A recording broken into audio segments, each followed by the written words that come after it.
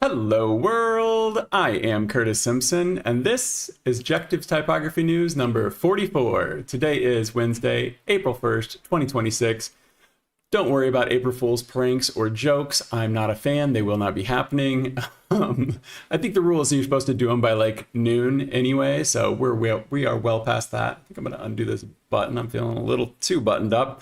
I have a lot to get into today, so I'm going to do my absolute best to move through this fast. I say this every week, but we have 10 new releases, and that is trimmed down. We have 10 new releases. We have 2 deep dives. I'm cutting it down from 3 to 2 deep dives, and hopefully that'll get us through this in about 1 hour. Also have a little bit of insight from Foundry that was just added to Adobe fonts. Letterform Archive posted a spotlight from some of their alumni. I'm going to link you to that.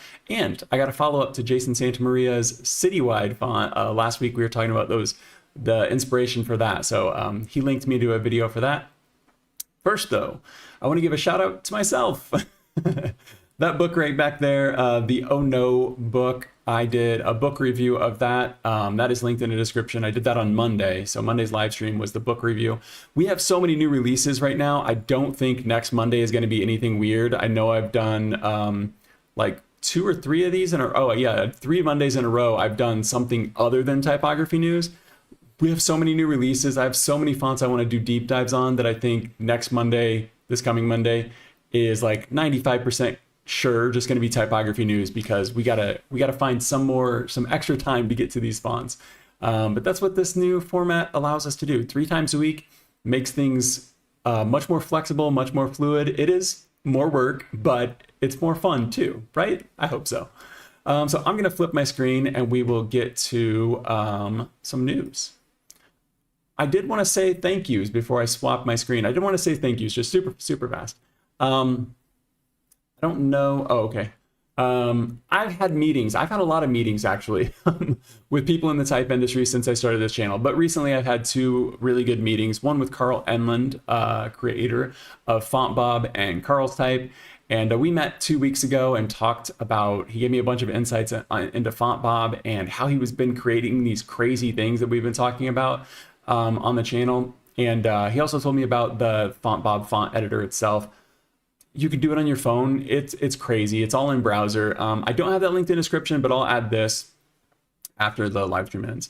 The other thank you that I need to shout out is to Mark Johnson, creator of TrashType, founder of TrashType, as well as Type.lol. Type.lol has recently been expanded and evolved, and it's just, he's integrated AI into some of the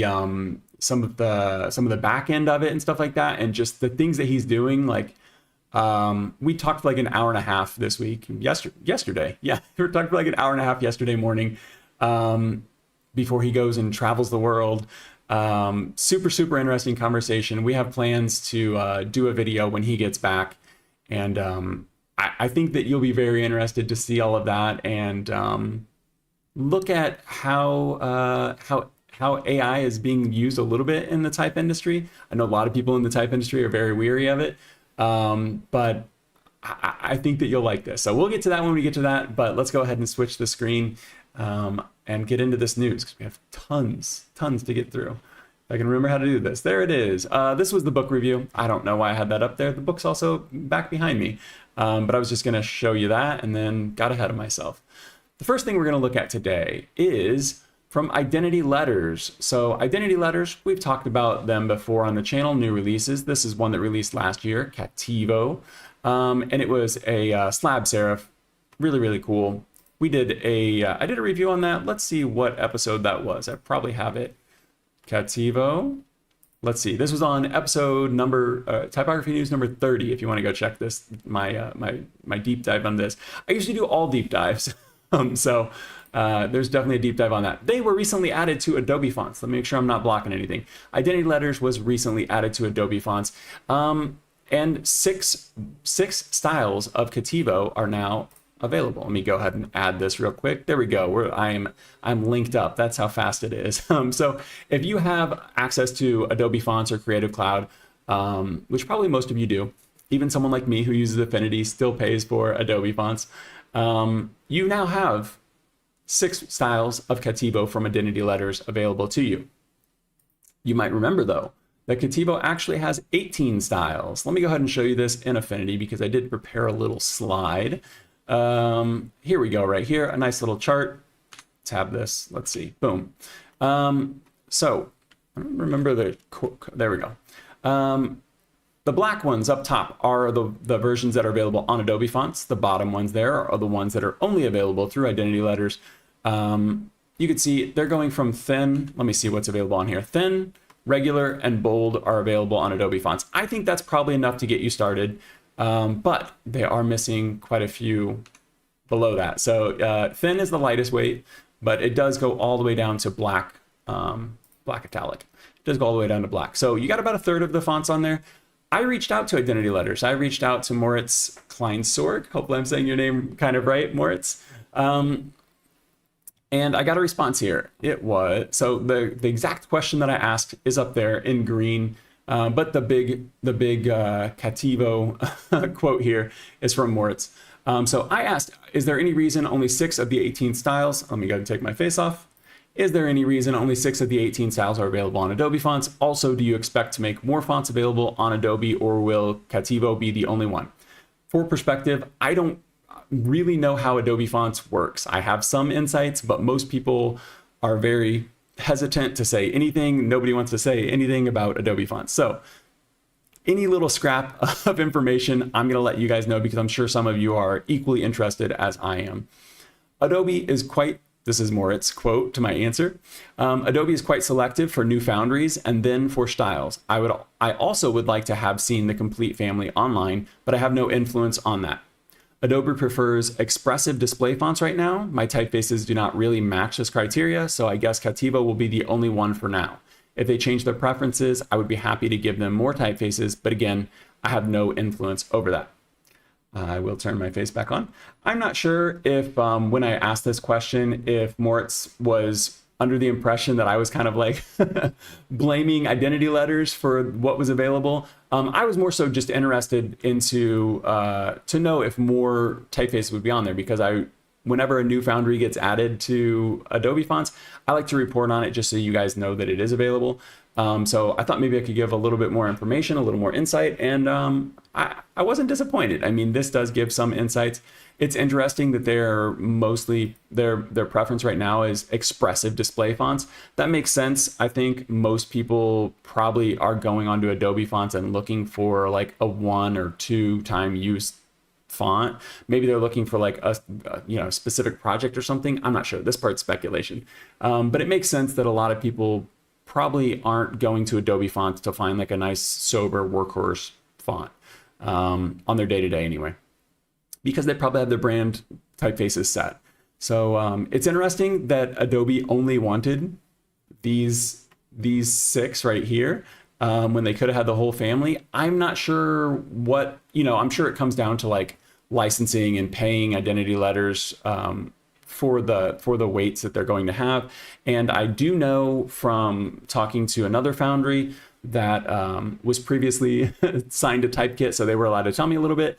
I do know that as typefaces are synced, that can influence how the Foundries get paid out. So maybe that's it. Maybe they don't want somebody to hit sync family and then they have to pay out 18 times or 3 times more.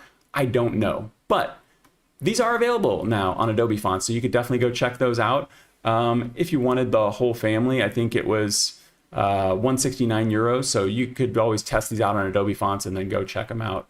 Go check them out for purchase from Identity Letters, and then you don't have to worry about subscriptions or them leaving the subscription on Adobe or anything like that. Very cool. Thank you for the insights, Moritz. Let's go ahead and move on. We have lots and lots of updates, lots and lots of new releases to go through. So we're going to start out with a free one. I'm going to take my face off because it's way too big now. There we go.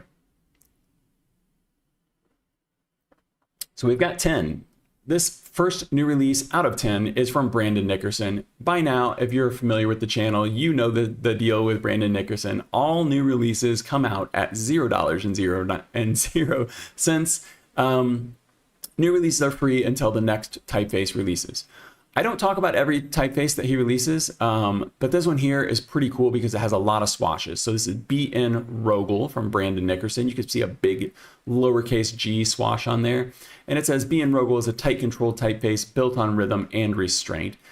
99% of his typefaces are display typefaces, and this one is no exception. Big, bold font, one style, it's static, 322 glyphs. That mostly comes down to the swashes and stuff like that, but look how cool that is. I don't, wafers, is that F just completely missing, completely missing the crossbar on it? But yeah, so right now you can download this from the Foundry. I'm not sure what the price is going to be. Typically it says free right now and then it's $0 later, but the URL is also a little weird right now. It doesn't have BN Rogall, or doesn't have Rogall in the name up there. So the link could stop working at some point, but at that point it's probably not free anymore. I'm gonna go ahead and scroll through this real quick so we can get to the swashes. You can see ballooned, high times, dunk, dunk, dunk. Yeah, this is fun. I mean, this looks like a Brandon Nickerson typeface. The one thing is that it has a lot of swashes. Doesn't have a drop shadow, doesn't have like this shadow version, but you know, you could do that yourself. And here are some of the alternates. So there's an alternate uppercase and alternate lowercase. Actually, there's 3 of each, I guess, if you count the swashes. But lowercase has 3 different alternates, or 2 different alternates there. And there we go. There are all the swashes. This is what I wanted to get to before we move on. You can see there are quite a few swashes, and some of them are smashing into each other. I'm not sure this is the best showcase of all these swashes, but it probably is tough to show all of these. I do think it could have used just a little bit more time to show these. But even with the messy presentation, you can get an idea of everything that this one has to offer. So right now, Brandon Nickerson's new release, BN Rogall, is free. Link is in the description. None of the links in the description are sponsored. They are just there for your convenience. Next up, we have Arillatype. I'm going to try to say this right. Okay, I'm going to get a drink of water real quick. Our second new release is AT Glacier from Arillatype. Hopefully I'm saying that right, Arillatype. I'm not sure if this is supposed to be at Glacier or AT Glacier. AT would be coming from Arillatype. I think the lowercase t is just lowercase because it's lowercase in the name itself. I don't think that it's pronounced at Glacier, but someone can correct me if I'm wrong. So again, these new releases that we're going to be talking about right now are not super deep dives. I'm just going to kind of showcase and announce these for you, give you a preview of them. Some of them will end up being deep dives. Others, you know, we'll just mention right now. You can check them out on your own time. But I at least want to put them on your radar. And here is where we get to the interesting stuff. Because for now, you know, it's a sans serif. It's nice looking. These are really nice specimens. I really enjoy the specimens. But look at these W's over here on the left. I don't even know what these are called yet, but they got the really wavy one. It's like a noodle. They've got this one here with the knot in it. And then this W here is almost like avant-garde. But you can see on the right here as well, you've got swashes going under. Maybe that's a ligature on that one, but the SS ligature there. We've got some manicules. I love a peace sign manicule. It seems to be pretty rare. Let's go ahead and slow scroll through the rest of this. You can see some more specimens here. They're mocking this up on some packaging. Looks pretty nice. I don't know what it would be. Oh, film. But this is what I think that it probably intended use case. This makes a lot of sense to me because with all these logos over here on the right, these are obviously just mock-ups, just, you know, fake branding. But I do think that this could be an affordable way to do your branding, you know, for the right person. If you don't have a lot of money to spend on concepting and designing logos and stuff like that, you could do a word mark that could be pretty unique with AT Glacier here. You could see this looks like it's a printed specimen. It's even got the staple in it and stuff. I don't know if this, I mean, I think it looks like they printed this, but I didn't see anywhere that it's actually available. But you can see a lot of the stuff on the specimen. You can see all of these open type features over here on the left. And you can also see the designer there, Omar Adiega. Hopefully I'm saying that right. You can see some more ligatures and stuff in here. This looks really, really fun. And you can see a bunch of them on the back of this shirt. Obviously, that's just a mock-up. You couldn't really print on the seam or on like the stitch right there like that. But it does look cool, and it's a good way to showcase it. So I do not think we're going to get all the way through this because, as you can see over here on the right, we are only about a third of the way through this. But this looks really cool, and it's entirely possible we do a deep dive on this. I did reach out, but we'll find out if we get a review license or not. No review license means no review because the trial license that is available on this doesn't give you access to all of these extra characters. So even like this E right here or the G right there, you can't test those out. You can test out the basic characters. So maybe we'll see a deep dive on this. Maybe we won't. That is up to Arillatype. This is at Glacier. On to our third one here.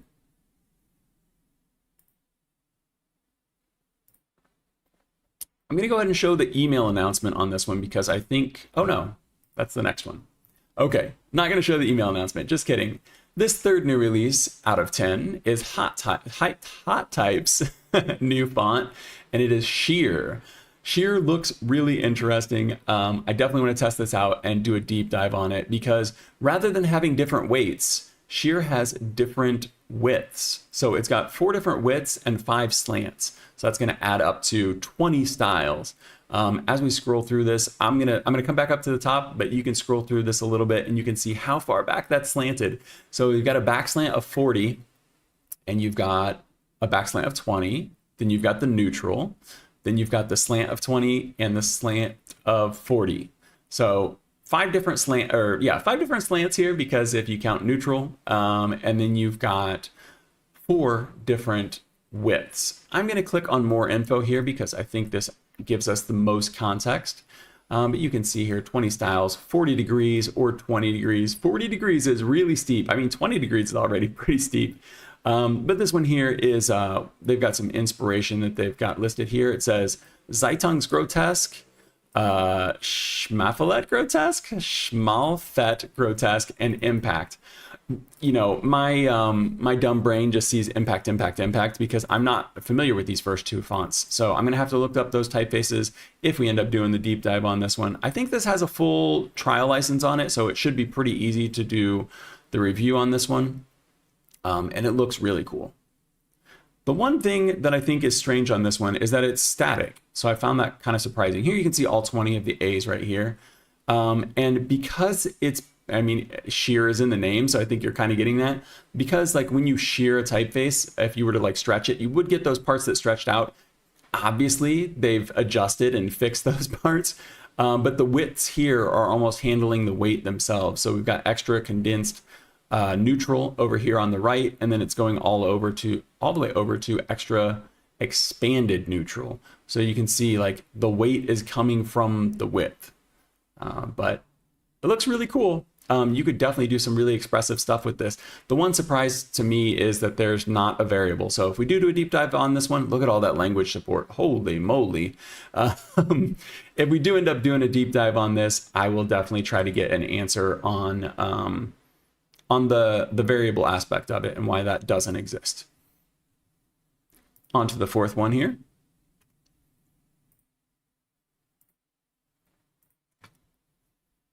Let me close some tabs on Obsidian real quick and close some tabs on the browser real quick. Things are getting messy real fast. Okay, so our fourth new release. Let me triple check here. Our 4th new release today is coming from Sudtipos, and this is Sedna. Hopefully I'm saying that right. Sedna. Sudtipos doesn't do their web pages don't go super in depth, but I do think we still get a very nice look at this, and we're going to look at the Instagram here in just a second. But Sedna by Sudtipos. This was inspired by Gerard Unger's. Sorry, this was inspired by Gerard Unger's Swift, and obviously Swift 2.0, Swift New, or New Swift, whatever it's called. But you can see there are some really interesting swashes here. I'm not sure. I'm not super familiar with Swift. Like I'm familiar with it existing, but it's not a typeface I've ever used on a project, so I'm not super well versed on it. But if we end up doing a review of this one, I will definitely compare them. I've already reached out. Historically, Sudtipos has not replied to me. But look at all of these swashes that are built into it. Not just swashes, ligatures. So you can see the KA, KA, KA in every language, KE. I was initially looking at this and I was like, why do they have, like, why not just do the swash? The reason they're not just doing the swash is because if you look, the baseline of the L is below the baseline of the E. So they're actually having to do almost like a small cap. Maybe this does include small caps. It's almost like they've done a small cap on top of that to kind of bump it up. So that's why those can't just be just like a single letter swash that you can do an alternate for. You've got to create all of those different ligatures. We do have some here that are swashes, like you can see the K here is just a swash, but you've got some nice lowercase ligatures going on as well. Definitely some discretionary ones there. And it does look like we have small caps. If you see this A right here, you can see where it's sitting on the S there.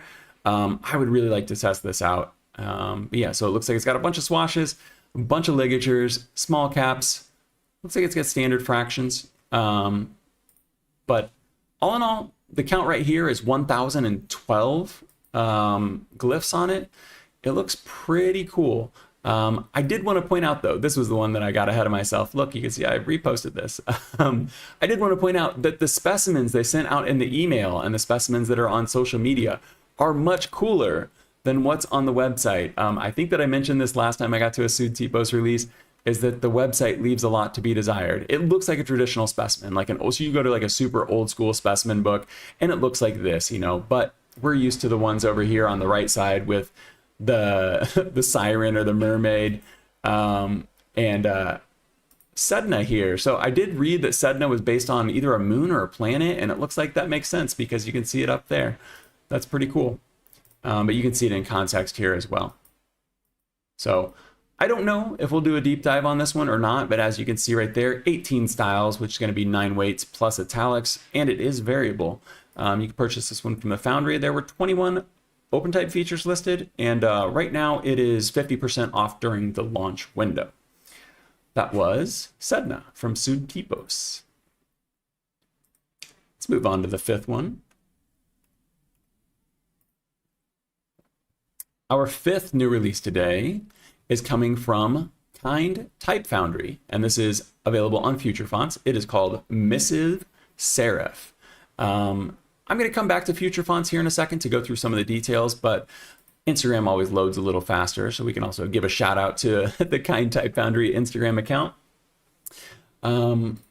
This one here, I will go ahead and read you a little bit of the description while we scroll through some of this. But it's a revival. It started as a revival of Miller and Richard's Antique number 16. If you're like me and you're not familiar with every antique number, I'm going to show you a specimen in just a second, and we can kind of compare this a little bit. But you can see there are alternates for the N, the W, and the 1 here. So I do expect that we'll see some more alternates and things like that as the typeface is developed. If you're familiar with Future Fonts, you purchase now while it's in development. You can see it's in progress up here. This is version 0.01. This is the very first release. You purchase this now for $60. You get the 2 different weights for it, which are going to be light and, let's see, light and bold. And then as the typeface expands, gets more OpenType features, gets more weights, more styles and stuff, you get all of those for free. So let me compare this to Antique number 16. So we can see where this is starting. I'm just going to tile these two and hopefully we'll be able to find something that's pretty close. There's this one. And here is, whoops. Let's go ahead and click on this one because there's really something really nice on here that I wanted to show you as well. But I know these are a little bit far apart. Maybe we can get this one on the right side. Nope, okay. If we look at the E, you can still see that tilted E right there in horse and in ever. You can see the R looks pretty similar. You can see it's got that N, that like wavy N that we saw the alternate for. So you can see some of those things starting to shine through. But if we zoom in on this, you can see the brackets on Antique number 16. This is the biggest thing that I've noticed so far, aside from a few characters. The brackets on number 16 are straight. They're almost like a wedged with like a slab at the same time. Whereas on Kind Type Foundry's typeface here, you can see we can get to a big one here. You can see the brackets. These are bracketed serifs. So we've got like a wedge slab on antique number 16, and then we've got the bracketed one on KindType Foundry. So this one, I do have a trial for this one. I think that I will try to get antique number 16 and maybe do a comparison, do a little deep dive on these, but I don't know what it is about Missive serif here, but there's something really, really comfortable about it. And as you can see, Future Fonts does load a little bit slower. They're higher quality than Instagram, but it is a little bit slower. These are the characters that are available right now. It does have a trial, but it's limited in its characters. So if I'm going to ask to see if I can get a review license on this one, but this feels very familiar, even though I have no recollection of ever seeing antique number 16 before. I think I would remember that like wavy in, but maybe not. So let me check any stats here. Right now, the glyph count is up to 132. There's just 2 styles. Let me show you the roadmap real quick. What's next is going to be kerning, more language support, symbols, and currency. Volume number 3 is going to give you 5 weights. So right now she's got the light and the bold. I would expect they're going to be interpolating and fixing this up nice and neat and adding Vietnamese support. So if you this is the great thing about Future Fonts. You can leave feedback and stuff like that, leave comments, and you can influence the production of this, and you can also help support independent type foundries. So this was KindType Foundry Missive serif, available on Future Fonts. Moving on to number 6, we have scenery. Let me go ahead and pull this up as I get a drink of water. This, surprisingly, might be my favorite one of the week. We'll get into the deep dives. This doesn't count deep dives, but just out of these 10 new releases, I don't know what it is about this. Formagari's scenery. I definitely want to do a deep dive on this one. It looks really fun. I had to wait for those illustrations to load right there. They're really cool, but not the fastest to load. About scenery, let me go ahead and zoom in on this real quick for you.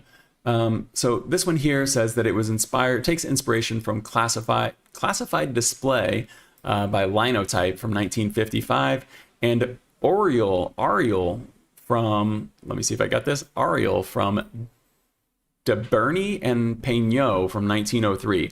I am not familiar with either one of these. I love when a typeface gives me a new rabbit hole to dive down. Let me go ahead and show you some weights here. I love when I get a new rabbit hole to dive down because I could see this typeface and I like it, but then I get new things to learn, then I'm gonna love it.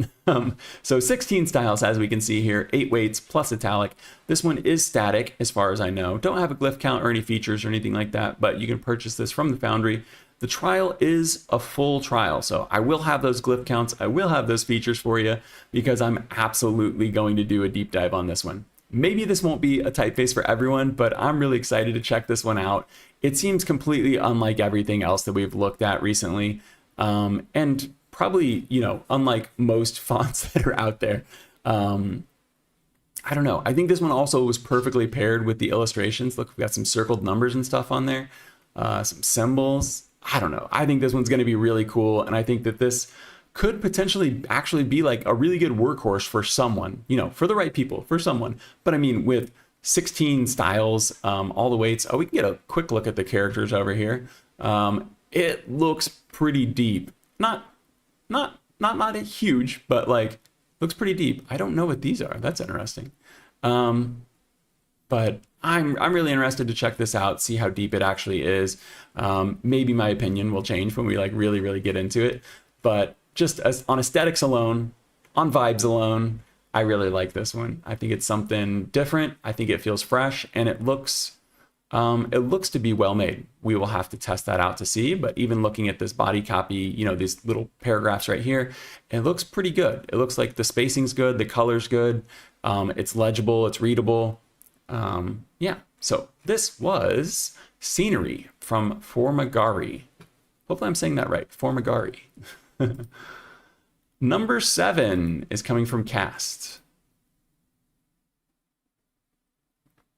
Is it going to load? Here we go. Our 7th new release today is Ipazia. Hopefully I'm saying that one right as well. This one is doing something interesting. You can see right here. It's almost like it's growing into its serifs. I'm really gonna have to like, hopefully I can test this one out as well. This is what I'm saying. Like like for this one here, I already have the full font just because it's available through the trials. Love that from Cast. But I have so many of these typefaces that I want to check out and do deep dives on. I don't know when I'm going to have time. But you can see right here, going from book up to extra bold, there are 5 styles right now, just 5 different weights. It does say italics will be coming soon, right? No. Am I crazy? I might be crazy. Don't listen to that part. But right now we have 5 different weights. You can see book, regular, medium, bold, and extra bold. And if we look really closely there, we can see that the serifs don't really change. It's like the thickness of the stem is growing into the serifs. Let's go down here and see if we can test this. So we've got Ipazia text here. Oops. Ipazia text here. Ipazia text. Ipazia text. It starts at book as, oh, it already has italics. Ooh, look at those. Those are true italics too. Look at that F. It looks like a dagger. Man, we're definitely gonna have to test this out. Okay, yeah. I don't know why I didn't know that it had italics. I think I just looked at that real quick and moved on. But as we get up to like the extra bold here, you can see the serifs almost disappear.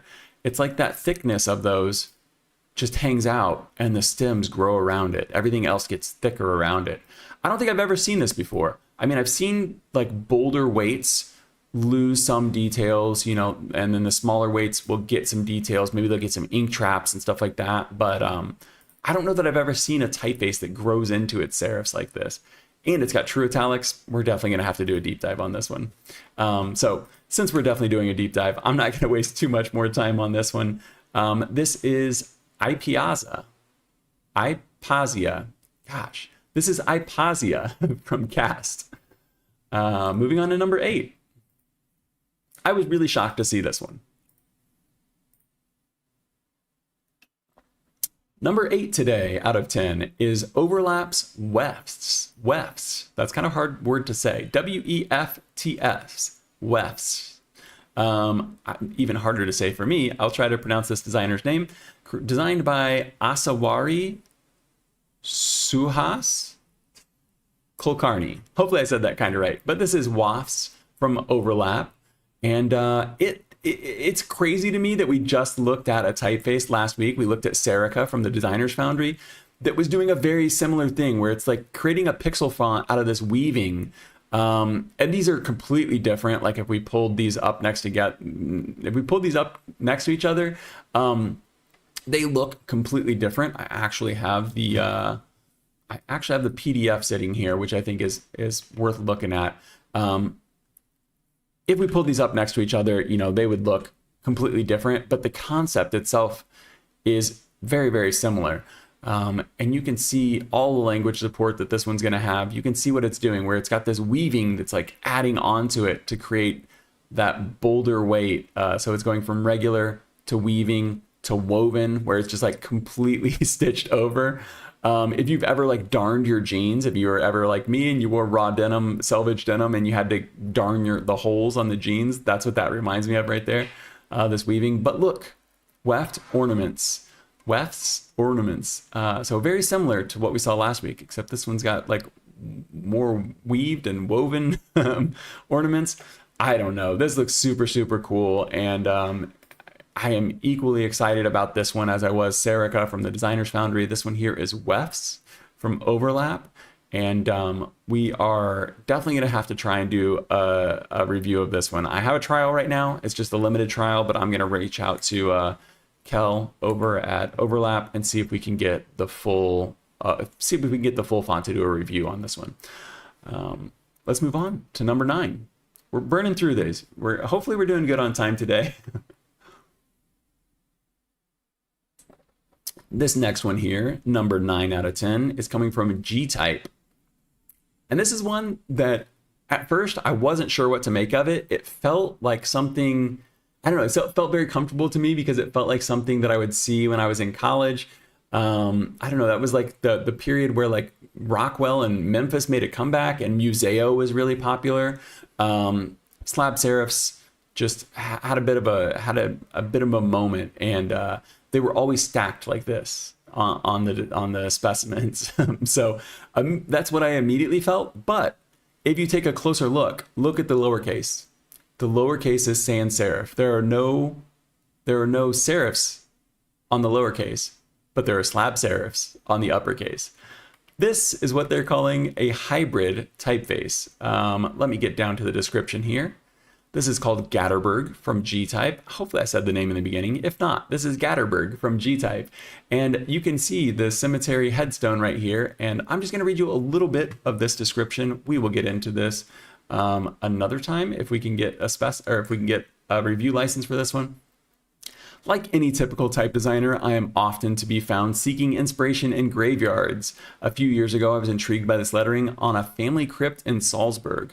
Memories can be deceptive, however. I'd remembered it as a serif, but having returned to photograph it, then starting to create a typeface, I realized that in fact it has a sans lowercase and slab serif caps. Somehow they work together. He said, and then he goes on to talk about how there were only 6 caps in the inscription, but he went ahead and made it work.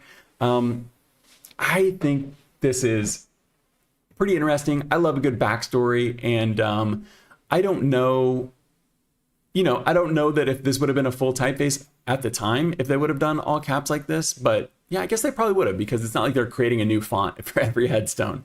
So yeah, pretty wild. It's a hybrid, but it really does work. I think at first glance, you don't really notice, but if we put it through its paces, maybe the slabs would show up a little bit more, because as you can see it here, he's mostly doing all caps or sentence case. Well, right here, we've got order of the starry cross right here. Yeah, I think it's working. I really do think it's working. That's pretty crazy. Oh, it even looks like it has small caps. Look at this. Pope Clement. Wow. 4 weights plus variable on this one. So this one eventually could end up on Adobe fonts. No promises, obviously, but G-Type does have other typefaces that are available on Adobe fonts. So we'll see. As we just learned earlier, that is all at Adobe's discretion. But right now, this one's £95 standard license. I would love to go through and do a review of this one, but that would be up to G-Type if they give me a review license for it. So I really like the hybrid. I really like the backstory here, and it would be really cool to play around with this one. So maybe we will, maybe we won't. Our last one here we'll definitely play around with next month, and I will get to why. This last new release is the March font of the month from DJR, David Jonathan Ross, and this is Lithographer Text. He already had a lithographer italic, but this is a text version, and it's doing something else I've never seen before. It might just seem like a beautiful serif, typeface right now with the using an expansion technique with the pen, but it was inspired by cartography. He has a whole story. This is linked in the description. Definitely go check this one out. Read this one. But there's a whole article, blog story about these old maps that his college would basically throw out. Like they would set them out for people to take, and it was like, if you don't take them, we're just going to throw them away. So David and his wife used to take these home. So they've got like a whole bunch of these like fabric scroll, like you would drop them down, like fabric maps, and you can see the font on there is what inspired his font. And he said, his dream type project was to design a typeface for a map like this, because as you can see, there are a bunch of different weights, there are a bunch of different widths on it, and it has to be able to work on a map. But this one here was the inspiration for it, and he is going to be expanding this for the April font of the month. So I already know that. He's already told us that in this blog post. And so that's why I'm going to wait until next month to do my deep dive on this one. But that gives you plenty of time to go join Font of the Month Club. Not sponsored, never sponsored by any foundries or anyone in the industry, but I am a fan, obviously. Or you can just buy it outright for 24 bucks. So that is March's Font of the Month from DJR, and it is Lithographer Text. Very nice looking typeface with a very cool backstory, and I'm really excited to see this one expanded next month, and I will get into it then. Now, we are going to move on to deep dives. Let's take a breath, guys. I'm going to try to get through both of these in like 10 minutes. I don't think there's any way in the world it's going to happen, but I'm going to do my best to get through this really, really fast. 10 minutes each, that is. So the first deep dive that we're going to be doing is a typeface that I talked about in the last episode. This is from Nice to Type, and it is called Alcea. And I mentioned last time that I thought this kind of reminded me of Vendome. It kind of also reminds me of Aldus, but neither one of these are really like right. I'm not sure if there's anything that really, you know, I don't think this is like a revival. I don't think it really matches anything. But this is it right here. You can see it's got 12 styles, 6 weights, plus italics. It's static, but it's got 1,258 style, or 1,258 glyphs. I apologize. 1,258 glyphs, 43 open type features. It's available through the Foundry. It does have trials. That's what we're going to be looking at today. It does have trials, and it is a full font trial. So definitely go check this one out. Link is in the description. Like I said, I'm going to pause right here. They do a great job with this website, this web page, and showcasing some of the features, most of the features of the font. We're still going to look at it in Affinity, but you can see they're comparing this right here to Garamond Italic, not necessarily because it has anything to do with Garamond Italic, but because the Roman styles of Alcea take inspiration from the italics. Likewise, the italics take inspiration from the Romans, and there are alternates where you can switch them back and forth, but you can see it's got that little serif over there on the left of the V, and that has been expanded all the way through these characters right here. So the top row there are the defaults, the bottom row there are the alternates. So you can get a more sober, traditional typeface if you want, but the top row there is inspired by true italics, but they're using them on Romans. Something else I haven't seen before, and I think it really works. It's really cool. You can also see right here, this is probably the defining characteristic of the typeface, and the reason that it makes it so difficult to find anything that looks like this. And it's that these bars, the crossbars on the top and the bottom, the horizontals, they aren't straight. It's all angles. So you can see about midway through, it's got a point where it either goes down or up, depending on if it's on the top or the bottom. And that carries through on the italics as well. This absolutely is the defining feature. You know, the italic part of it, I get, but those crossbars having those dents in them really makes it super characterful and unique. But you can see even like a little bit of body copy right here. That is the italic, one of the heavier weights. It doesn't look crazy. Like you can read that even with these very unique features. So I'm going to scroll through this a little bit faster, and we can see some of the alternates right here, but we're going to go through all of these in Affinity, trust me. But you can see how some of these were definitely inspired by the true italics. So if you see the E, you've got that smooth part right there. The F's got the tail going below it. We'll get into this in Affinity. Alternates for some of the symbols and stuff like that. I'm going to go real quick. Old style figures, tabular figures, denominators, numerators. This is an interesting one. I'm not actually going to show you this in Affinity, so I'll go ahead and stick here for a second. Unit punctuation. I'm not 100% sure what to make of this, because in my brain, it's like, okay, cool. It's going to be like tabular figures. I think I get it. So the same way you could do tabular figures that would line up, and the same way you could do like a unit font where the characters would just kind of stay in the same place, only the punctuation is doing it. So you can see it's super minute, the difference here that we're getting. But you can see with them off over here on the left, the period's just a little bit heavy on the right. The comma's just a little bit heavy on the right. But when you have this unit width open type feature on, then the period lines up perfectly right there, the center of it. And then the center of the comma here lines up perfectly as well. So that's great for, combining tabular figures with these unit width. We lost it.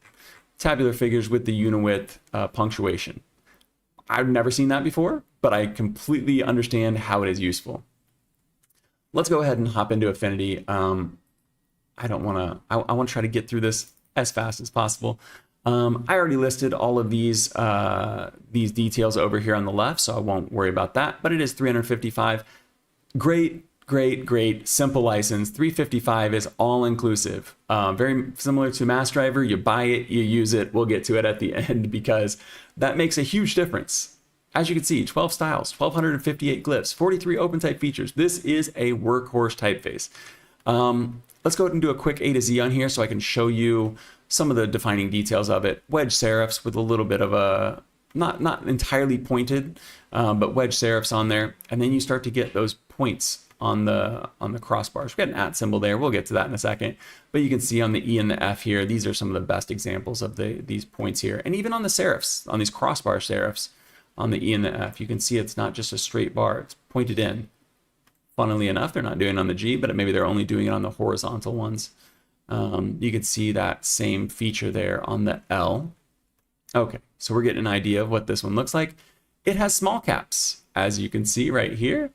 These perfectly match the stroke width of the uppercase and the lowercase. Small caps are a beautiful thing. And they've gone ahead and maintained those lines, those defining features all the way through it. Even has an ampersand in small caps as well as the asterisk. So this asterisk up here would be for the capitals.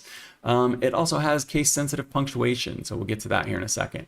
Lowercase is a little more normal at first glance, but as we already saw, it's got these italicized Romans. So these Romans that are taking cues from italic letters. And we can really see it here towards the end with the VWXY. But let's go ahead and get into some alternates. Let me check my notes real quick, make sure I didn't miss anything.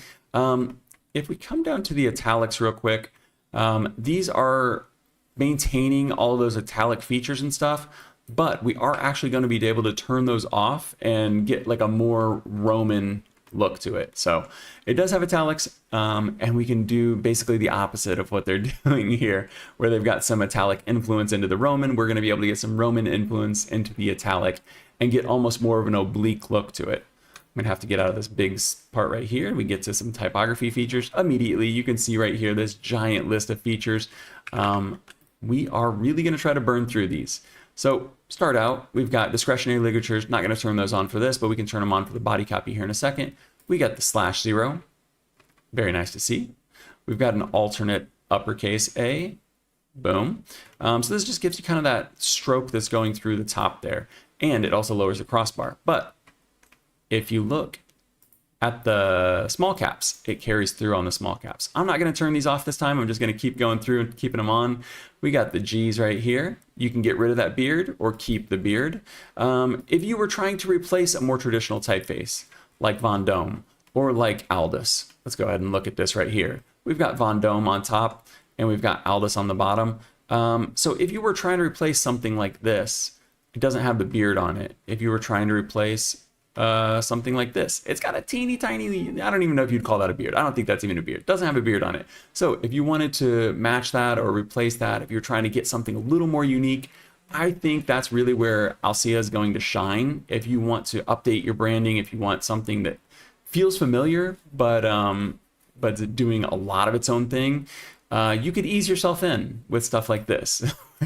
You could match the typeface you already have or push it to something else. Let's continue on. Alternate J here that stays above the baseline. This is super important. This is the last thing I'm going to show on the typeface, so we'll get to that at the end. But you can have like the traditional Trajan-ish J that kind of goes below the baseline, or we can have this one here.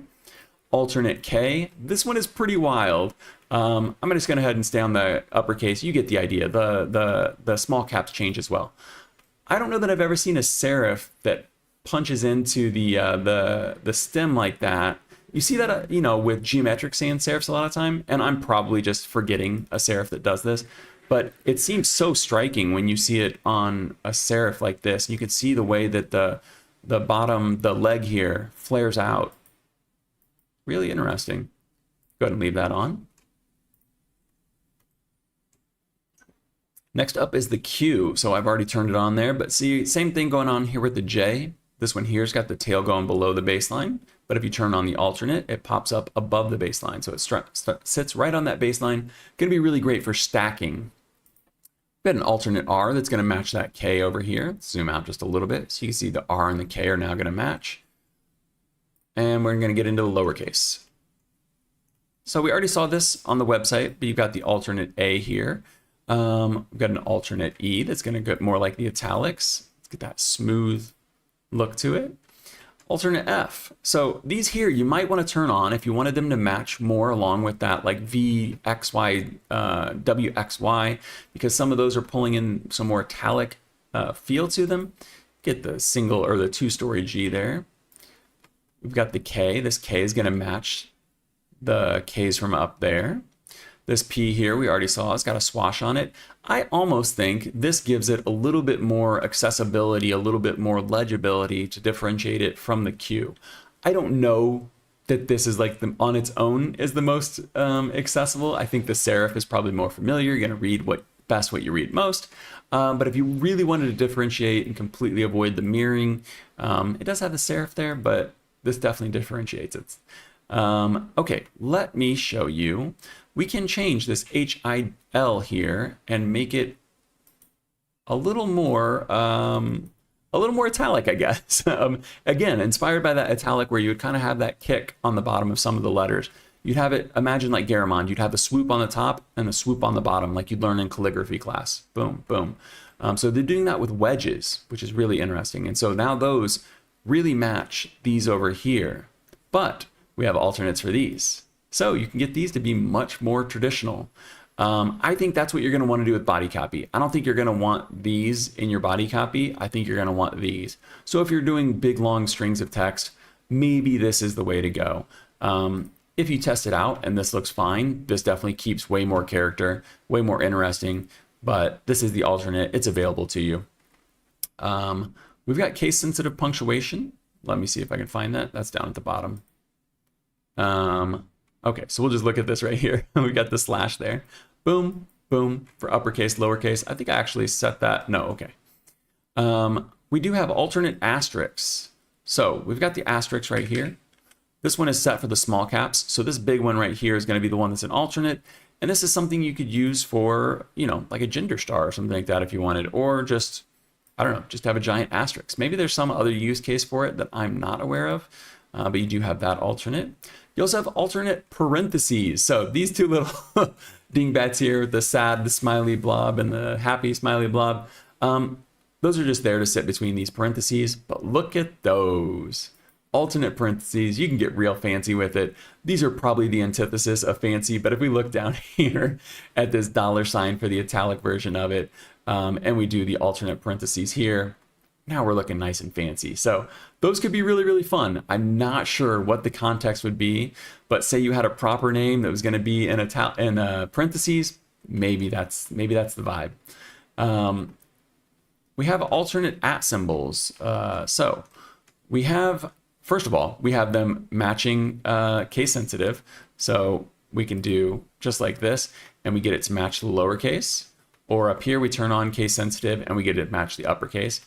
The small caps, it's always in line because it doesn't move. It just stays where it should. But we also have alternate @ symbols that can get you the two-story @ or the two-story A. That's pretty neat. And lastly, we have alternate arrows, but I'm not going to go through those. As expected with a typeface like this, you can do lining or you can do old style. I think that looks pretty nice. I'd probably get rid of the /0 if I'm going old style though. And as you probably guessed, with that slash in there, I only put it there if there are proper fractions. So let's go ahead and test that out. Boom. Proper fractions. You don't have to choose 1/2, 1/3, 1/4. You can type any number on top, any number on bottom, put a slash in there, and it's going to be perfect for you. I'm not going to go through every single one of these over here, but let me just show you the K real quick, because like I said before, this is the K that you would expect to be in italics, but you could do the alternate K and get it to be more like an oblique. There are a bunch of cases for this. I'm not going to go through all of them because that would take twice as long. Let's go ahead and look and see how this looks in body copy. Being that this has small caps, I went ahead and put small caps there on that first line, and you can see how nice and neat that looks. I don't think we even went through all the weights, did we? Let me show you this real quick. I showed you all of them on on the website, but we'll go ahead and scroll through these real quick. It goes from extra light all the way up to bold. So I'm setting this in bold italic. I think it looks pretty cool. And the good thing with this that you don't get in every typeface is since we can individually change the characters, let's say we only want to change the lowercase k, it's not like you have to change a whole subset and stuff, or a whole stylistic set. They're individually set. So you can do just the K. If you just want to do the K, just do the K. I'm going to get into why I'm pointing this out with the next typeface. But we got the small caps there, look really nice. The italics look nice and neat in there, and the bold stands out as well. So I think as body copy, this is excellent, and I think it could definitely replace, I mean, almost any of your traditional, like, transitional typefaces. Yeah, I don't know. I think this would just be such a great upgrade. And I was I'm not, not entirely off, but I thought this felt a little more like Von Dome on top here than once I really looked at it. When you really look at it, there's not much more other than maybe the time period that they're drawing from. But I do think you look at Von Dome, this is a font that everybody's familiar with. You look at Aldus, another font that's been used forever. This one's pretty calligraphic, but if you were coming from something like that, that's a little more buttoned up, a little, those are interesting typefaces. They're not super boring. They're not really vanilla or neutral or anything like that, but they're not Alcea. Alcea is doing something completely different, and I am very much here for it. The last thing I wanted to show you here, and this is what I was talking about, why these alternates are important. Look how nice and neat you can stack this right now. You can track these, You can have the leading on this so tight. And there are absolutely use cases where you'd want to do this. Let's say we had 4 different bands that we wanted to list, or 100 different bands that we want to list. You don't want to have to worry about eating up space with a J and a Q that goes below the baseline. So if we have the traditional ones on here, or the default ones, you can see up here on the right, we've got the J. It would burn, it would bury itself into the next line. Q as well. I know we've got a little bit of a gap here, but look how far that would go down into there. So if you want to be able to stack these nice and neat, you've got the alternates to do that. And I think it looks really, really good. I think it stacks really, really well. And this is the lightest weight there is. This is extra light. You could take this all the way up to bold. I like the extra light on this though. I don't know. We almost always look at bold in headlines, so I think as a change, the extra light just feels fresh. But everything about this typeface is really impressive to me, especially the license. Let me show you the license real quick before we finish up with Alcea here. Like I said, full font trial on this one. So definitely go check this one out. Designer here, Gabriel Richter. Hopefully I'm saying that kind of right. I apologize, Gabriel. But if we go to buy, this is the license. Small, medium, large. 10 employees, 150 employees, or 500 employees. Love it. Okay, we're going to pick small. This one is a variable font. The trial does not have variable though. So if you purchase this, you would get the variable version of it. You'll note, once again, much like Mass Driver, there's nothing else to choose here. Each package includes the following font files: OTF and W and WOFF. WOFF2. So that one's going to be for web. OTF is going to be for desktop. All in one. No special license for apps, broadcast, extra page views, etc. needed. You pay what you pay, and then you use it. $355 for 10 employees. I think it goes up to $506 for 150 employees. Then we're going up to $2,000 for 500 employees. Above that, you got to get in touch with them. But we'd always do the lowest one here. So up to 10 employees, $355 gets you literally everything. I think that is super impressive for what we're getting with this typeface, with all of the features, all of the characters, all the glyphs. This one is variable, but man, a workhorse typeface that gives you every license, an all-inclusive license for $355. Yeah, my only disappointment is that I don't have a current use case for this. But that is Alcea from Nice to Type. Let's move on to our last new release today.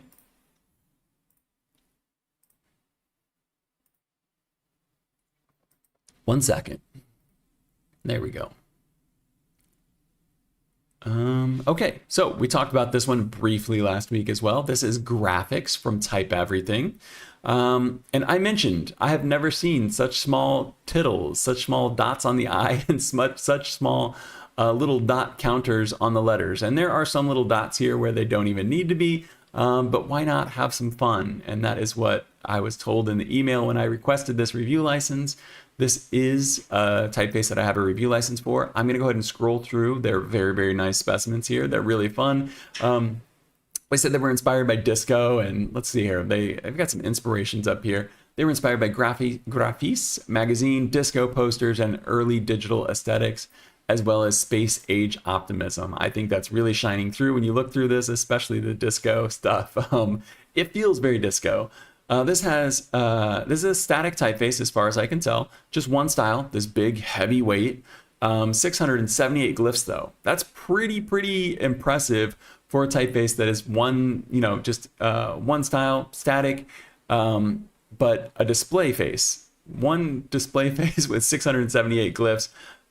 It's got 12 open type features on it. You can purchase it from the Foundry.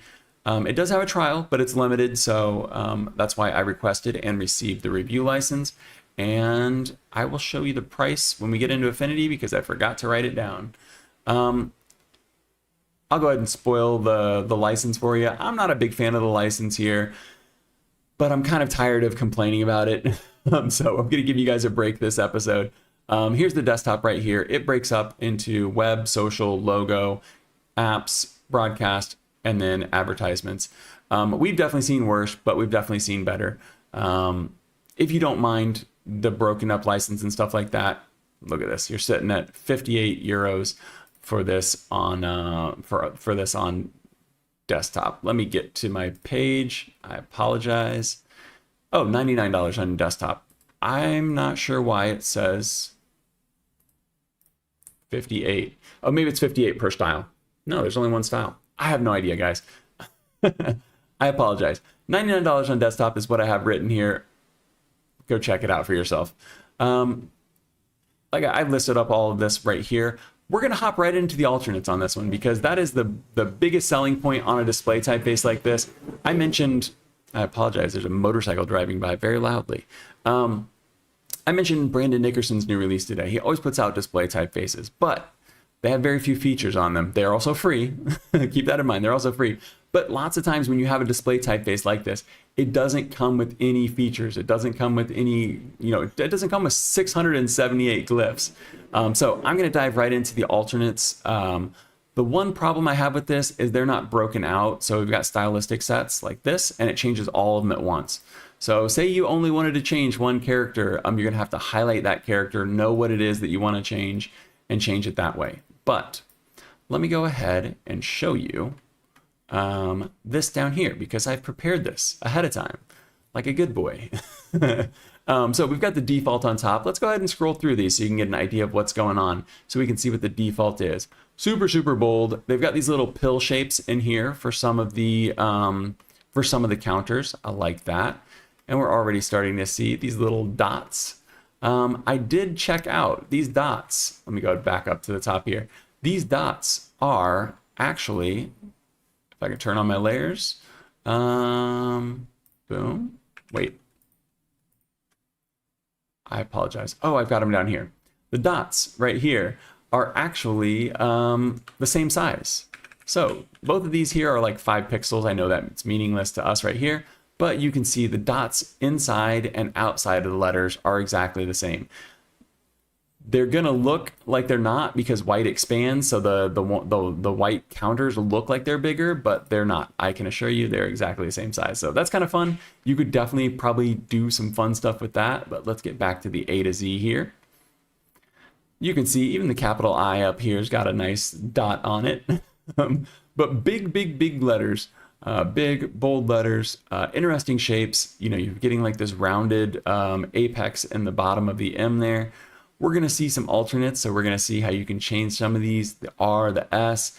Here are some cases where these little dots, they kind of help. It's almost like an abstract ink trap or something. Like if you're zoomed out, I do kind of feel like that helps bump that in to where it's a little more recognizable as an S. But we get the idea, right? The numbers are pretty fun. But let's look at the lowercase real quick because this is where the counters really come in, and you can see them dotting the B, the C, the D, the E. Look at the F. They're splitting they're splitting the top terminal on the F with the crossbar with just a dot. That's really fun. Same thing here. I didn't even notice this one. I don't think that's the same size because that's not a perfect circle. But you can see they've cut out the J with just a little dot right there. Okay, we're getting an idea of the basics.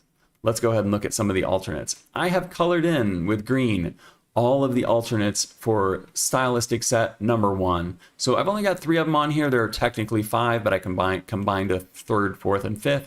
Look how many characters are changing. And this is why there are 678 glyphs on here. I'm going to zoom in. We're going to go faster through this part. But if we look at the A up here, it's got the lines. We've got the pill shapes in the B. We come down here. Now we've got the little dots, the little dot counters that match the eyes in the A, B, C. What's in the D? A plus. I have no idea why, but it's pretty fun. Let's go ahead and get these both on the screen at once so you can look at top and bottom there. I know it's a little bit of a ways to look at it. Let's do this.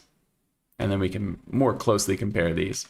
But you can see so many alternates in this. You could have so much fun combining everything that this typeface has. And we get into the lowercase. They're doing the 2-story A on there. Let's go ahead and bump this back up real quick. Oh, it already had the 2-story A. I was thinking that's one of the alternates down there. So that they added the tail to the A. That's what happened here. All right, it's gonna get pretty messy if I try to stack these. So we're just gonna have to skip over the uppercase there and just look from line to line.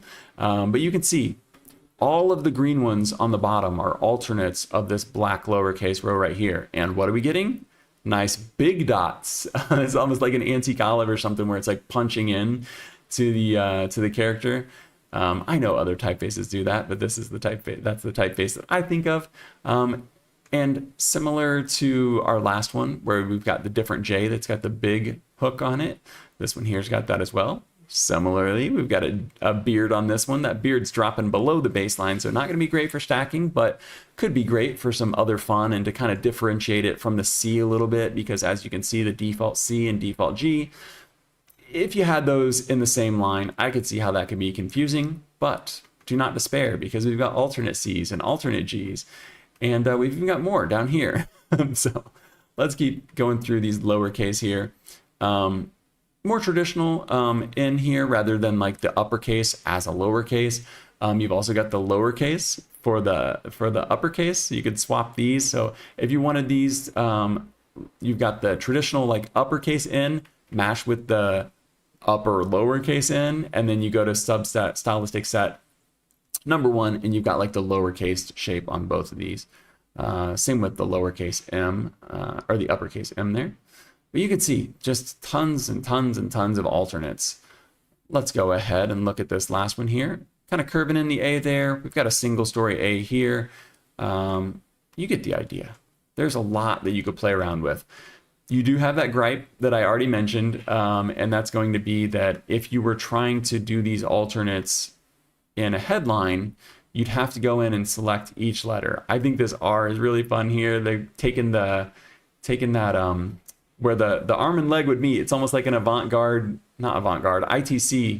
avant-garde R, where you've got that space in between it, but they're taking it with just a single line all the way up there. Onji Studio, welcome back, good to see you, says, feels like a distant relative to Mater Umbra. Let me look this up. You can see this funky F there, this funky 4 right here. I'm gonna get to that in just a second. Let's go look at Mater Umbra and we'll see. Mater Umbra. I'm not familiar with this typeface. Is it this? Fonts in use. Okay, that's always the place to look. Oh, for sure. Yeah, I could see that. Yeah. Let's tile these real quick. Boom, boom. Yeah, it's got that same, disco era feel to it. Good call. Always with the additional. See, guys, this is why you should join the live streams. Yeah, I could see that for sure. Especially the K, the N. Nice. Let's go ahead and max this out. I've just got a couple of things to show you here. The first one is how this looks in body copy. not good. It's not made for body copy. Don't do this. But if you needed to, I think you could probably play around with the stylistic sets and get something functional. I would use it more as like texture than I would actual body copy. But if you wanted to set up some texture, I think this could look kind of cool. I'd probably throw the big dots on the eyes there just to kind of fill out that empty space. But you could see headlines look great. I'm not sure which stylistic sets I turned on here. I went through individually and did these, and it's a pain in the butt. So I would not recommend doing it. What is this eye right here? This is the combination between the eyes. So we didn't even get into that. Let me show you. I'm going to turn some of this stuff on and off. So the white part in the background, that I put there. But look, this is one of the eyes. It's pushed up a little bit. It is this eye. It should be this eye down here. Wait. One of the stylistic set is not on. This one. Okay, so there's a stylistic set where instead of dots over the eyes, you get this, like, I don't know, you get this shape on top. It's almost blocked off. And I see this like little almond eye shape in the middle. And I was like, oh, I really hope that that dot lines up. And it does perfectly. Let's go ahead and turn that back on. So you can see you could have the typical eye, like we're looking at here with the small dot on it. You could do this with the J as well, but you could have this typical eye with the small dot. And then you could have that alternate down here that we had, if I can get it back. We can have this alternate right here. And then, man, I messed this part up. I apologize. And then we could combine those. And I am cutting off part of the eye right there just to make it a little bit, I'm cutting off the bottom of it just to make it a little neater. But look what you do. That's pretty fun. I don't know if it was intended, but I like it. Yeah, so here's, typesetting again. I had to set some of those up individually, and it's not the case that where you can just like turn on an alternate and turn it off, because then you've messed up everything. You have to go in and like individually select just the eye, turn on alternate one for that one. You can't just do all of the eyes at once like we did before, unfortunately, because it's going to change a bunch of characters. So that is my main gripe, is just that usability. But my main fun point here is this 4. So we're on the 44th episode, so this is incredibly fitting. But look, automatically we get this 4 that turns into not a ligature, because these are still 2 separate characters, but it knows that there's a 4 there, so it automatically changes that for us. The use case for this is so incredibly small, but I love the fact that they did it anyway. It does look like this dot right here gets a little bit bigger. Watch. Oops. Can we stay there? If I hit the space bar. Oh my goodness. All right, we have this centered. Do we have this centered? No. I don't know what's going on here. Just look closely. I feel like this dot right here gets a little bit bigger. Maybe I'm crazy. Anyway, that's not what I was trying to show you. I was trying to show you how cool these 4s are that like stick together. Once again, you're gonna have to set up the alternates for this, but once it's set up, you can just hit the space bar and it does it automatically. Wait, is this the default? I think maybe by default it does this. It does. Awesome. By default, you get this to work. So again, the use case for this is probably incredibly small. ONG Studio says the eye is definitely on purpose. Yeah, I really hope so. It's really cool. And it's super fitting for like the disco era. I can just imagine some of those old, animations where they're morphing from one thing to the other in the 70s. You definitely had a lot of eyeballs and stuff back then. But yeah, it feels very disco. I like it. I wish some of these usability features would be touched up just a little bit. So that you don't have just like 5 different stylistic sets, so that you have it something more like Alcea, where you can go through and you can see on the left here where you've got, okay, just the alternate uppercase A, just the alternate uppercase G, like stuff like that. And then you can still do like a whole set if you wanted to do some of the characters together, but that's my only gripe, aside from the license, but I complain about that with every release. So that's nothing new for you guys. But I love the eye, I love the 4, just love the general vibe of this. I think you could really have a lot of fun with this as long as you're not too worried about spending a few minutes to choose the alternates that you really want. So this was a review license, but $99 on desktop. I think it's if you need a project for this, I think that's completely reasonable. I think it's pretty fun. But definitely check the license, make sure it's what you want, because you can't, you need to pay extra for social media, and it's based on followers. If you're going to use it online, obviously it's based on views. If you want to use it in a logo, these things start adding up real quick. If you want to use this on YouTube, you got to do that. And if you want to have any advertisements, it bumps it up. I don't know that it gets completely unreasonable, but that's something with a lot of typefaces. You got to go and check those things out. So that is graphics. I think we did pretty good. We're at about an hour and 15 minutes right now. I just have 2 small stories to point out for you. I'll go ahead and turn my face back on. Let's see here. Hello. I've got an article from Letterform Archive we're going to pull up. And this is the Type West Alumni Spotlight. So a month or 2 ago, maybe it was right at the beginning of the year, they had their graduations. They did one online, one in person. And now they are doing a spotlight. My face is way too big for this screen. There we go. They're now doing a spotlight and kind of showcasing some of the designers that recently graduated. So it says next to it whether they are in person or online. And then it showcases a couple of their typefaces.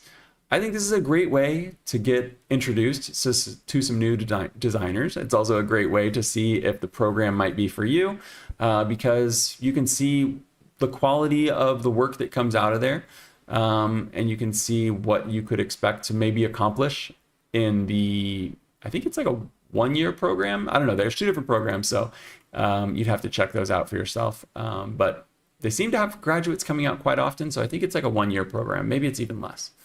But there's some fun stuff on here. So if you didn't want to sit through like an hour-long live stream of the presentation, I think you can get a quick glance at some of the typeface releases. And if nothing else, you can get a few fresh faces to go follow on Instagram or subscribe to their newsletters. There were way more graduates than this, but it looks like they're doing a spotlight of like 6, 7, 8 of them maybe. So I think that's worth checking out. That is linked in the description. Get the face cam on. And like I said at the top of the show, if you are interested in the Ohno book, I did like an hour-long review of that. I live streamed it on Monday. I will say, if you get bored, skip to the process section, because it was my first time doing it live. I definitely could have done a better job. So if you're interested in the book and you want to learn about it, don't give up on the review. Just go ahead and skip to the process section, because I think that's where I hit my stride. I am going to have some very hard work ahead of me deciding which of these 10 new releases to go through. And there's actually some that got cut that I'm going to talk about in the next episode. There's a lot, but that's a good problem. That's a great problem to have. Too many good typefaces is a wonderful problem to have. I appreciate you guys for hanging out on G Studio. Thanks for talking in chat. I'm getting a warning that they've detected my string belonging to someone else. So it's probably the video that we're just showing. I think copyright is picking up on the fact that I was showing someone else's video. That's unfortunate, but hopefully it doesn't strike the video down. I am going to go ahead and get out of here. I've been Curtis Simpson. This was Typography News number 44. I will see you guys on Friday. Bye.